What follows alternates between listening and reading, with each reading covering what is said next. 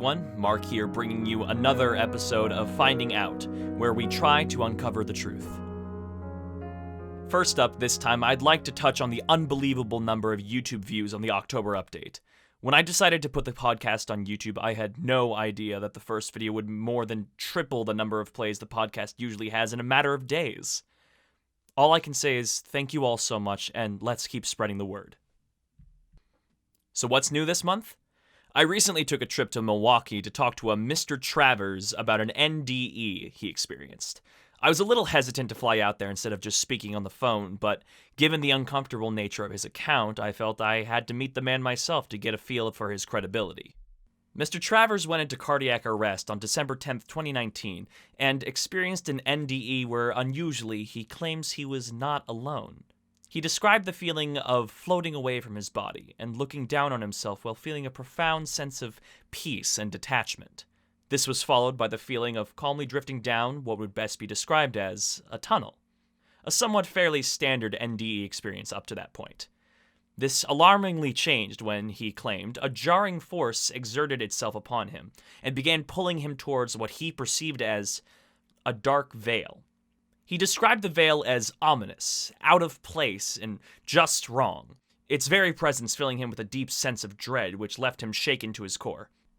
Mr. Travers went on to say that he also saw the glowing silhouette of a figure connected to a distant, unknown place by a cord of light, who was also being pulled towards the veil. He stated that as the figure reached it, their light was engulfed by the darkness of the veil and the cord of light seemed to sever. His next sensation was that of being snapped back into his own body as he was revived. I'll admit, this account left me more than a little disturbed. The description of the veil phenomenon isn't new in our investigations, of course, but Mr. Travers' description of its darkness engulfing the unknown figure did leave me feeling quite uneasy, and with even more questions than I previously had about this phenomenon. In other news, I've been getting a large number of messages about a Discord bot that people claim may be exhibiting signs of NBI. Now, let me just say that I often get messages from people claiming to have noticed cases of NBI, when they are actually just wanting me to cover their RP or ARG. And because of this, I'm quite cautious in what I choose to investigate. I wasn't initially going to look into this specific case for several reasons, despite getting multiple messages from users and several admins. However, eventually the owner of the Discord server himself left me the following message. Hi, my name is Nate.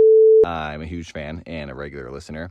I got your number from and I just wanted to let you know about some stuff that's been going on my end in a Discord server that it's pretty weird, and I thought it might be an NBI. So I've got quite a big Discord server, and one of the bots in there recently started acting pretty bizarre. Originally, it was fine. It was just some small stuff that we were able to handle. But a few weeks ago, it started posting randomly like strange messages and creating channels with weird names that we couldn't access. And it's like real words and sentences, not just junk text that often make mention of a veil. So I figured you might want to check it out. I'll email you a link. I'll send you an invite to the server so you can see for yourself. If you just hang out there for like a little bit, I'm sure you'll see what I mean.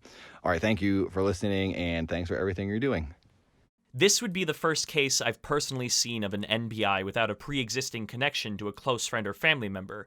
However, since I've now been invited by the server's owner, someone I was already aware of online and greatly respected, I've decided to spend some time looking into this case. Finally, I'd like to address the numerous reports that Cara Daniels' thesis is no longer available online, despite being linked in the podcast show notes for a while. Those who follow me on Twitter will already know this, but it seems to have vanished from every hosting site I previously knew it to be on, despite there being no actual issues with the hosting sites themselves. Now, the conspiracy theorist in me wants to point to a link between my mentioning of it for the first time on YouTube, its disappearance, and, oddly enough, some recent hacking attempts made against my own personal email account around the same time. But this easily could just be a coincidence. If any listeners archived a complete copy of Cara's thesis before it was taken down, please get in touch so we can get it back out there. If I can't get a hold of a complete copy, I'll transcribe what I can from previous podcast episodes so there's at least a partial record out there. This will, however, take some time, so I ask you to please be patient if it comes to that. Thanks again for listening to the show. If you're listening on YouTube, feel free to like and subscribe, and follow me on Twitter if you want to be kept up to date on the latest show news as it happens. Bye for now. I love you all, and as always, stay safe, stay informed, and spread the word. There are things we need to find out.